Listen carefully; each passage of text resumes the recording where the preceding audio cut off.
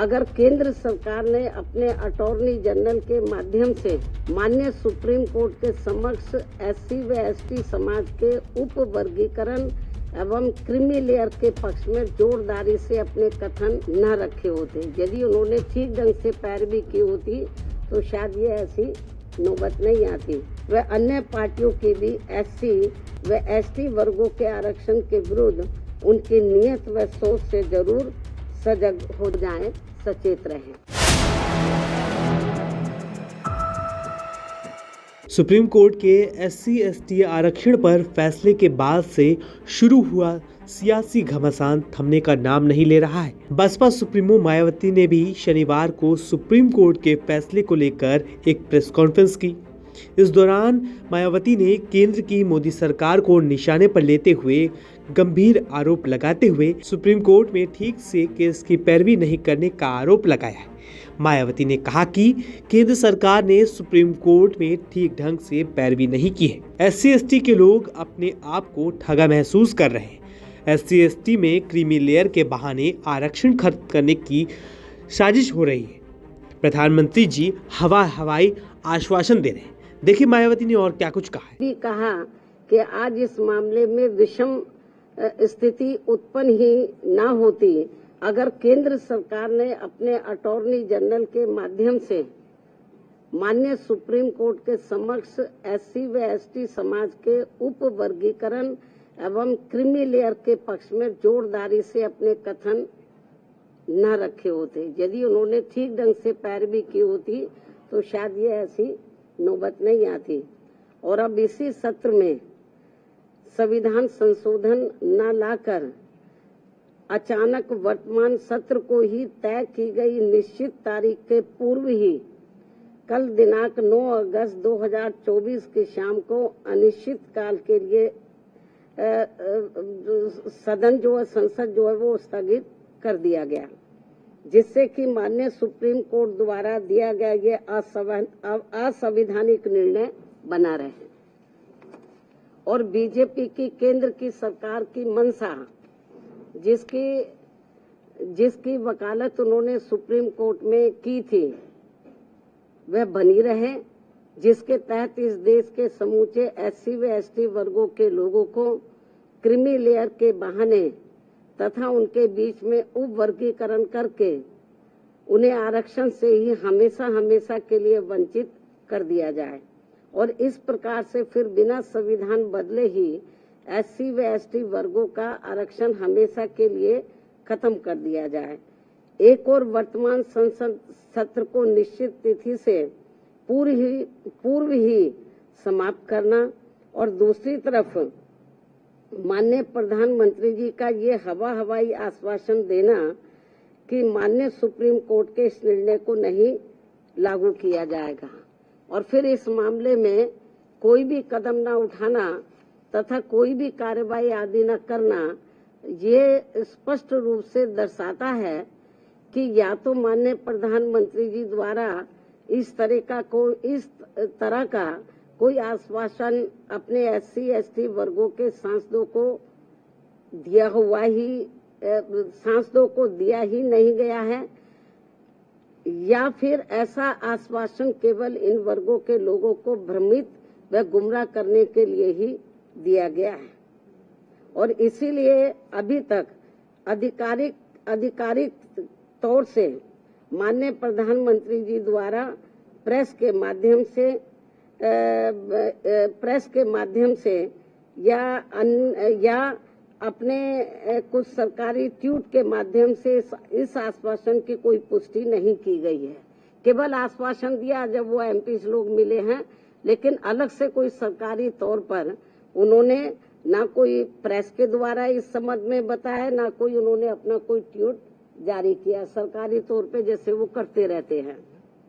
इन सब कारणों से आज इस देश में SC व ST वर्गों के रह रहे लगभग 40 करोड़ से ज्यादा लोग पूर्व में कांग्रेस की रही सरकार की तरह ही वर्तमान बीजेपी की केंद्र की सरकार के द्वारा भी अपने आप को काफी ठगा सा महसूस कर रहे हैं,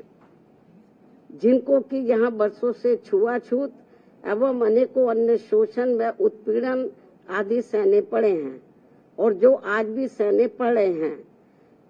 जिसकी वजह से ये लोग आज भी सामाजिक एवं आर्थिक तौर से पिछड़े हुए हैं, जिन्हें ये आरक्षण दिलाने का कार्य परम पूज्य बाबा साहब डॉक्टर भीमराव अंबेडकर द्वारा कांग्रेस पार्टी के भी विरोध के बावजूद अपने अथक प्रयासों से दिलाया गया है। जबकि केंद्र की सरकारों ने इस आरक्षण को खत्म करने के लिए समय समय पर लगातार अनेकों प्रयत्न किए हैं, जैसे कि सरकारी नौकरियों को खत्म करके कॉन्ट्रैक्ट के माध्यम से कार्य कराना, जिनमें उनके द्वारा नियुक्त कर्मचारियों पर कोई आरक्षण लागू नहीं होता है। सरकारी उपक्रमों अर्थात संस्थानों को निजी हाथों में बेचकर उनमें मिल रही लाखों की संख्या में नौकरियां, जिसमें एससी व एसटी वर्गों को भी आरक्षण उपलब्ध था, वो भी खत्म कर देना। लाखों की संख्या में पदों को खाली करना। देश में लाखों पद जो कि एससी व एसटी वर्गों के लिए आरक्षित थे, उन्हें सालों से खाली रखना और बाद में उन्हें समाप्त करके सामान्य वर्ग को दे देना। पदोन्नति में आरक्षण के लाभ से एससी व एसटी वर्गों के कर्मचारियों को पहले ही माननीय सुप्रीम कोर्ट के एक पूर्व निर्णय जो कि नागराज के केस में दिया गया था, उसके तहत खत्म कर दिया गया था तथा जिस निर्णय को निष्प्रभावी बनाने के लिए संसद में संवैधानिक संशोधन विधेयक बीएसपी के अथक प्रयासों से राज्यसभा में तो पारित हो गया था, परंतु उसके बाद वह लोकसभा में आज तक भी पास करने के लिए नहीं लाया गया है। और ये वही बिल है जिसको कि समाजवादी पार्टी ने अपने सांसदों के द्वारा कांग्रेस एवं बीजेपी के साथ मिलकर संसद के अंदर ही फाड़ दिया था। और अब इसी प्रकार ही भाजपा की केंद्र सरकार ने अपने वकील अटॉर्नी जनरल के माध्यम से सुप्रीम कोर्ट में उप वर्गीकरण और क्रीमी लेयर के पक्ष में गलत दलीलें दिलवाई थी, जिसकी वजह से ही नागराज के निर्णय की तरह दविंदर सिंह बनाम पंजाब राज्य के केस में भी माननीय सुप्रीम कोर्ट द्वारा दिनांक 1 अगस्त 2024 को आरक्षण के विरुद्ध निर्णय दिया गया है, जिसका सीधा असर ये होने वाला है कि अब संपूर्ण एससी व एसटी वर्गों को आरक्षण प्राप्त नहीं हो सकेगा, क्योंकि इस निर्णय के अंदर ऐसी व्यवस्था कर दी गई है कि अब पूरे देश में राज्य सरकारें अपने अपने राजनीतिक फायदे के हिसाब से एससी व एसटी वर्गों के लोगों को आपस में ही लड़वाने का काम करेंगी और इन वर्गों के लोगों को जीवन भर कोर्ट कचहरी के ही चक्कर लगाने के लिए मजबूर कर देगी और फिर अंत में इनके सभी आरक्षित पद खाली पड़े रहने के कारण या तो ये पद खत्म कर दिए जाएंगे, अन्यथा इन्हें सामान्य वर्ग को ही दे दिया जाएगा। ऐसे में मेरी इस देश के सभी एससी व एसटी वर्गों के सांसदों एवं एमएलए व एमएलसी तथा अन्य राजनीतिक पदों पर बैठे लोगों से भी, चाहे वो किसी भी पार्टी से चुनकर आए हों, उन सभी से ये कहना है कि ये लोग बीजेपी, कांग्रेस, समाजवादी पार्टी, आम आदमी पार्टी व अन्य पार्टियों की भी एससी व एसटी वर्गों के आरक्षण के विरुद्ध उनकी नीयत व सोच से जरूर सजग हो जाएं, सचेत रहें और अपने मूलभूत संवैधानिक आरक्षण के अधिकारों को खत्म होने से बचाने के लिए एकजुट होकर इसके विरुद्ध अपनी आवाज एक संवैधानिक और शांतिपूर्वक तरीकों से पूरी जोरदारी से उठाएं, वरना अब इस देश के एससी व एसटी वर्गों के लोगों को हमेशा के लिए आरक्षण से वंचित कर दिया जाएगा। फिर वो चाहे नौकरियों में आरक्षण हो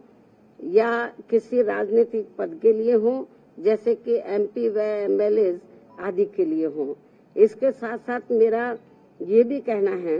कि अब समय आ गया है जबकि माननीय उच्च न्यायालय एवं उच्चतम न्यायालय आदि की नियुक्तियों में भी SC व ST वर्गों के लिए पद आरक्षित किया जाए,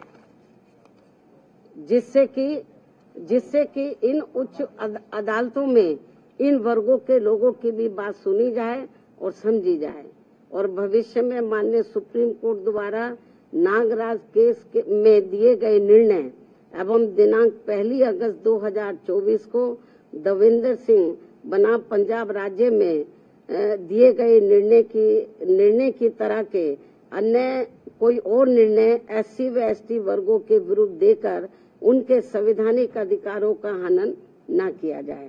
गौरतलब है कि सांसदों के प्रतिनिधिमंडल ने SC/ST समुदाय को आरक्षण देने के संबंध में प्रधानमंत्री नरेंद्र मोदी से मुलाकात की थी। सभी ने प्रधानमंत्री के समक्ष मांग रखी थी कि किसी भी कीमत पर उन्हें मिलने वाला आरक्षण प्रभावित न हो। तब उन्होंने कहा था कि SC व ST समुदायों के कल्याण और उन्हें सबल बनाने के लिए सरकार की प्रतिबद्धता और संकल्प को दोहराया था। वहीं बीते शुक्रवार को SC/ST कोटे में क्रीमी लेयर की पहचान की बात करने वाले सुप्रीम कोर्ट के हालिया फैसले पर PM मोदी की अध्यक्षता में केंद्रीय कैबिनेट की बैठक में भी चर्चा हुई, जिसके बाद केंद्रीय मंत्री अश्विनी वैष्णव ने कैबिनेट के फैसले के बारे में बताया। कैबिनेट इस बात पर एकमत है कि NDA सरकार डॉक्टर अंबेडकर के बनाए संविधान के प्रावधानों के प्रति प्रतिबद्ध है, संकल्पबद्ध है। कैबिनेट का स्पष्ट मत है कि बाबा साहेब के संविधान में SC/ST कोटे में क्रीमी लेयर का प्रावधान नहीं है। संविधान अनुसार ही SC/ST के आरक्षण की व्यवस्था होनी चाहिए। तो वहीं अब इस मुद्दे को लेकर मायावती ने मोदी सरकार को घेर लिया है और जो मोदी सरकार का फैसला है उसको लेकर के विशेष सत्र बुलाने की मांग कर डाली है।